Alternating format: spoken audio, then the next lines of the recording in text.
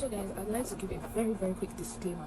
This is not in any bid to generalize or stereotype, but rather to share my personal experiences as a Nigerian adapting to life in the Philippines, and my perspective may not reflect everyone's experiences. I'd encourage us to have an open mind and have respect for the diverse cultures. I love staying in the Philippines, but I wouldn't trade being in Nigeria for anything. At the same time, I love being in Nigeria, but Philippines has been my home for close to 6 years. That being said, let's get to the video.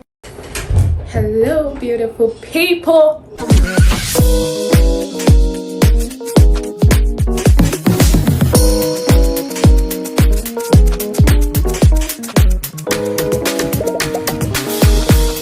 Don't mind what I said in the other video. I'm usually not that serious.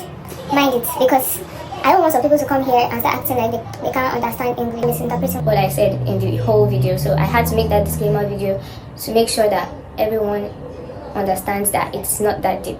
Okay, so I look beautiful today. I'm looking at the mirror and I'm like, damn girl, you're fine. And this camera is not even doing justice. Okay, let's get to the video. So today's video is going to be about cultural shocks I've had in the Philippines. Been here close to 6 years, and trust me, I've had a lot of cultural shocks, to be honest. Where do I even start from? I'm going to make part 1 and part 2 ready for a jolly ride.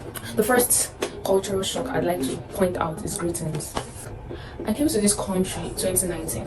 I got to the location where I was going to be staying near my school, and I saw some men, Filipino men gathered, and I was like, good evening, no. As my Yoruba girl that I am now, I was like, good evening, no. They just looked at me and continued drinking.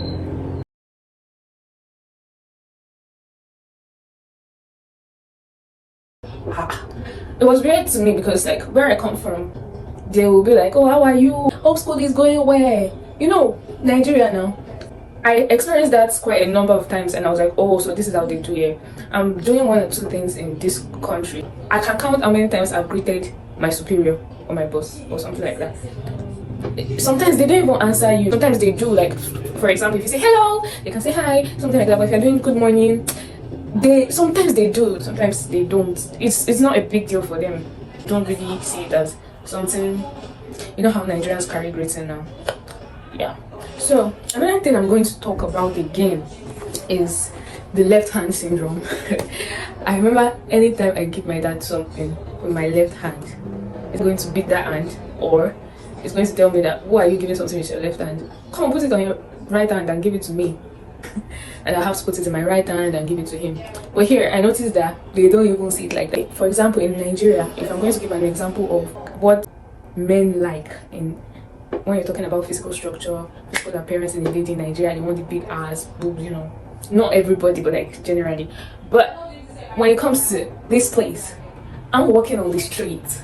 I am walking on the street and everyone is saying, hi beautiful, sexy, can you give me your diet plan? And I'm like, me and my colleagues in Nigeria, we did fine yash. Okay,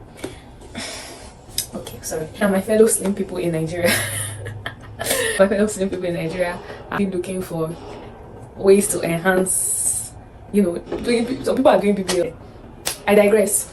So yeah, the left hand syndrome, they don't care, they don't know what left hand means as disrespect or not. I feel like even if you go to Nigeria and you're in the bank and you give someone, maybe an elderly person, something with your left hand, they might tell you to put it on your right hand and give them that. That's disrespect. Like, it's your money, yo.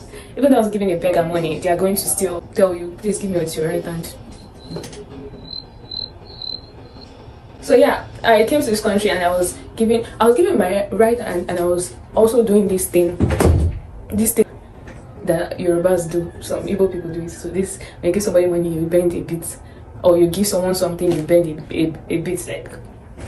But I got to know that it's not really a thing for them, and they don't really even acknowledge it. They don't even see it as a sign of respect or anything. So I had to adapt moving forward. In case I'm not looking at this camera directly, there's a mirror in front of me. You know the vibes. If you watched the last video, you should know by now. I discovered they find it offensive when you don't accept their gifts or their food that they offer to you. Like, some of them will be like, oh, why, let's eat. And I'll be like, no, it's okay. And immediately, oh, I have a script today. Thankfully, I have a script today, and it's going to guide me. Most of these things are not generalized. Oh, this is a funny one. Their pronunciations. When I went to Philippines, I wanted to buy something at the store, and he was like, 50 pesos. 50 pesos. I said, 50 pesos? Oh, Listen, look, and listen, and learn. so sometimes they pronounce P as F, they pronounce F as P, and I have one of my colleagues at work that always tells me, what the fuck? Meaning, what the fuck? But she says it as a joke. She knows the right thing, but she just says it as a joke. But people actually pronounce it like that. Like, instead of what the fuck, they say what the fuck. Their dressings. I came to Philippines, and the first day I came to Philippines, I saw an old woman in bum shorts. I saw another old woman in crazy jeans, and she was smoking, and she was on the road. I'm like, eh?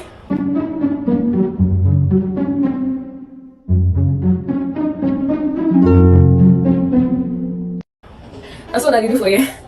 I was like, really? I was shocked, and I was saying some things that you can't necessarily wear in Nigeria. And I was seeing them on old women.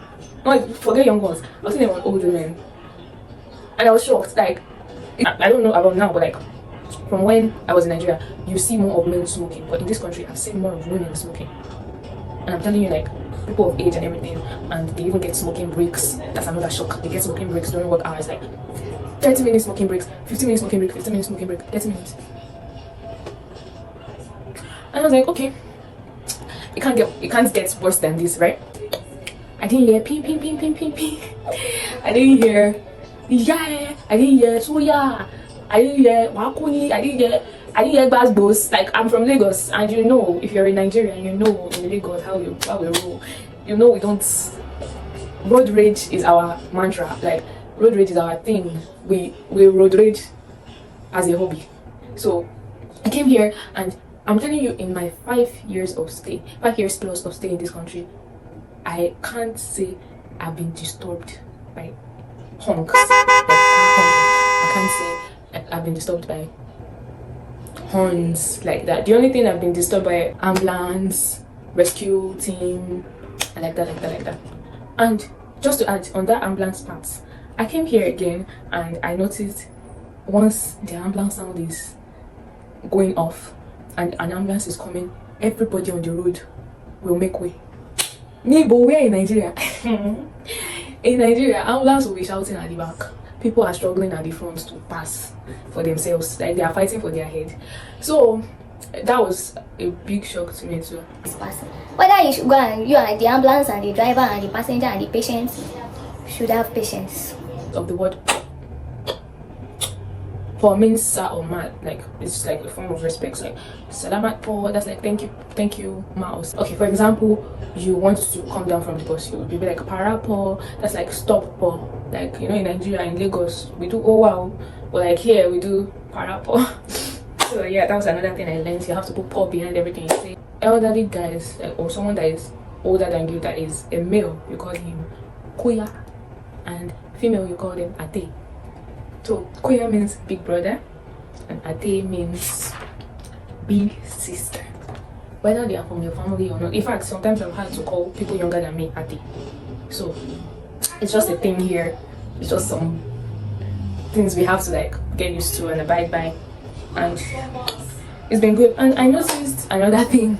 Train is a very, very, very, very common means of transportation. Say the railway system is being utilized. It's being utilized to a very great extent. Like, train stations are always full. I had to experience, like, on purpose, my first experience on the train. It was like, oh my gosh, I'm on the train. But after I stayed here for like longer, I realized that it's actually a normal thing. In fact, I don't even like using the train. I don't like using the train because sometimes I get lost. You have to climb and enter. Yeah, English and nosebleed palaver. Sometimes I have to use like accents, like hello po. It's when they're talking like they are singing. It's like hello po, kamusta po. This is the entire person, but like you gotta do what you gotta do. When it comes to being nocturnal, I am the queen. Like, I'm sitting on that table when it comes to being nocturnal. And this country makes like matters worse because there's no nights here. Like, the nightlife here is top notch.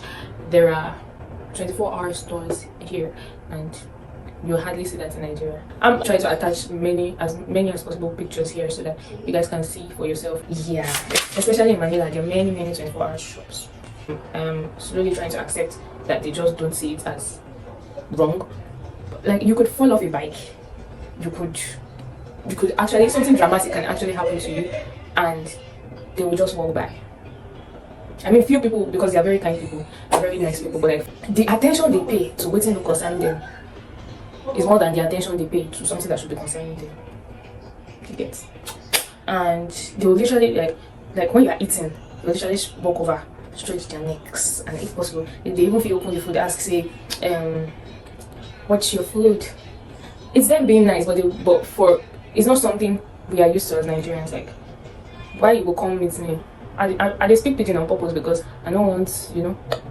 So, like, what's your food? And in fact, I've had, not only me and one of my friends, I've had our superior like open our handbags, fumbling with it and asking questions about the content or personal questions about my life. Like, they are nosy, and if you don't understand that, you will get annoyed a lot of times, you will get irritated a lot of times. So you have to understand that this is how these people are, and you live with it. It will take a lot of getting used to. Okay. Another thing, you could just be walking on the road, yeah, and random people just be asking, hello beautiful, where are you going? Why are you asking me where I'm going? You want to pay my transport fare? Do we have appointments somewhere together? Do you know me? Do I know you? Why are you asking me? Okay, what? Look at me like I owe you anything. But you know the funny thing? That is them being very nice to you. They are trying to be kind, they are trying to be friendly, but we don't work that way. We don't be playing that way. It's not our thing. Like, why are you asking me where I'm going? But they are being nice. So you have to understand that, okay, this is their way of being nice. Else, it still pisses me off. I'm not even gonna lie. It still pisses me off. But like, you just have to understand. Chismis culture. Yes. Chismis basically means gossip. And that's what Nigerians know as amebo, aproko, you know. They're senior, they are baba. Like, for example, you're dating a girl in this building and the girl goes, I'm saying a Filipina, and you bring another girl to the condo. Everybody in that hemisphere circumference, diameter, radius, they're gonna go tell the Filipino, especially if she's friendly with it, they're gonna go tell the Filipino that, oi, your Joa boyfriend, your Joa has brought another, and that might be good, but you know, who's send you message? That might be good, but yeah, aside that, they gossip a lot. Trust me, they gossip a lot. Like, you have to be careful who you share your secrets with or personal stuff with. They gossip a lot. Moving on. I noticed lots of people have tattoos in this country. Like, a whole lot of people have tattoos in this country compared to Nigeria. Like, we have tattoos in Nigeria, but like, these people are tattooed. Hey, no. Another thing that I realized in this country, but I'm going to say it because it affects me directly and it affects my course of study directly. That's going to be as a Filipino, you can get licensed in Nigeria, especially in pharmacy, but as a Nigerian you can't. And there's a law, Republic Act 10918, if I'm correct, that states that unless a country or a state specifically has, like, I cannot state the way they stated it, that unless the country or state specifically permits Filipino pharmacists to practice within its territorial limits on the same basis as the subjects or citizens of the said foreign country or state under reciprocity and international agreements, no foreigner shall be admitted to licensure exams or allowed to practice. That is to say, if a Filipino is trained in a foreign country, I'm going to use an example of Nigeria. If a Filipino is trained in Nigeria and like finished your university degree or whatsoever in Nigeria, and you have permission to write the exam and get licensed and be accepted, that means a citizen of Nigeria too can be able to write exam in Philippines and be accepted and be licensed. Now, that is a law. But why doesn't it apply to me as a pharmacist? It is a pharmacy law.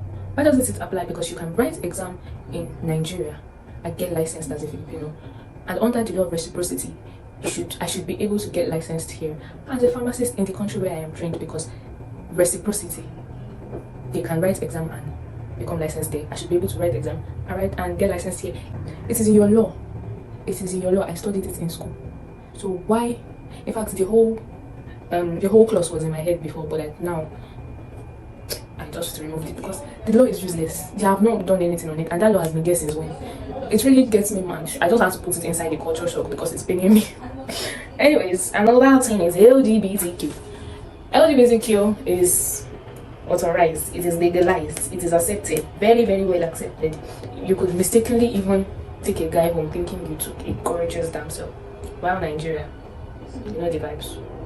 James Brown and our mommy of Lagos, they are being trolled every day. Here, you don't troll them. It's accepted like every gender you see around. Like I could easily mistake a guy for a girl. That's how bad it is. So this is no judging area, no judgment zone. We don't judge over here. To each their own, each advocate to their kids. The major sport here is for Philippines it's basketball, for Nigeria it's football. See you guys in the next video. First time I'm going to be filming on the back camera, and I don't know how it looks. I might have to film again if this thing doesn't come out well. And let me take a drink first. Anyways, I had fun making this video. Thank you very much. Bye. Hello beautiful people. Don't mind what I said in that other video. Mind it. Ugh.